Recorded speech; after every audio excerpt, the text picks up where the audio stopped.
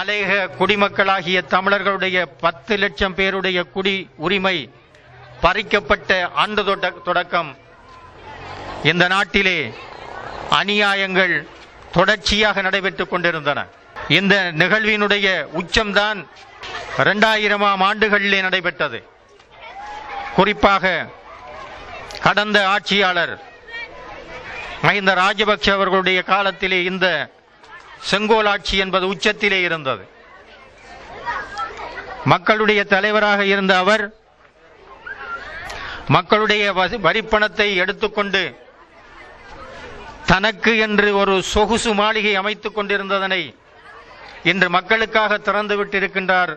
இன்று நல்லாட்சி என்ற மகுடத்திலே ஆட்சியை நடத்தி கொண்டிருக்கின்ற இன்றைய ஜனாதிபதி மைத்திரிபால சிறிசேன அவர்கள், அவருடைய ஆட்சியிலும் கூட ஊழல்வாதிகள் இருக்கின்றார்கள்.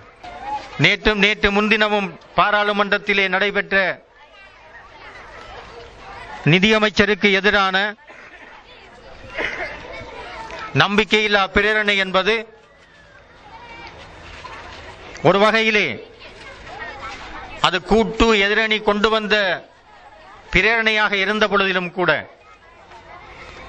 உண்மையை எடுத்துச் சொல்லுகின்ற ஒரு பிரேரணை என்ற காரணத்தினால்தான் தமிழ் தேசிய கூட்டமைப்பு நேற்று வாக்களிப்பிலே பங்கு கொள்ளவில்லை.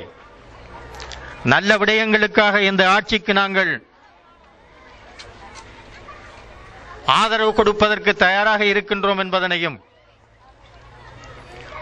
ஊழல் அநியாயம் என்கின்ற விடயங்களின்பால் நாங்கள் ஆதரவு வழங்க மாட்டோம் என்கின்ற செய்தியையும் நேற்று எங்களுடைய பாராளுமன்ற உறுப்பினர்கள் தங்களுடைய செயற்பாட்டின் மூலம் காட்டியிருக்கின்றார்கள். ஆக நல்லாட்சி என்கின்ற இந்த ஆட்சியிலே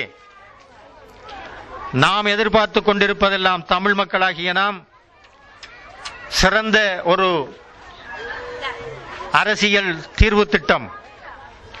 உலகத்திலே இருக்கின்ற நாகரிக நாடுகள் பல்வேறு இன மத கலாச்சாரங்களை கொண்ட பன்மைத்துவம் மிக்க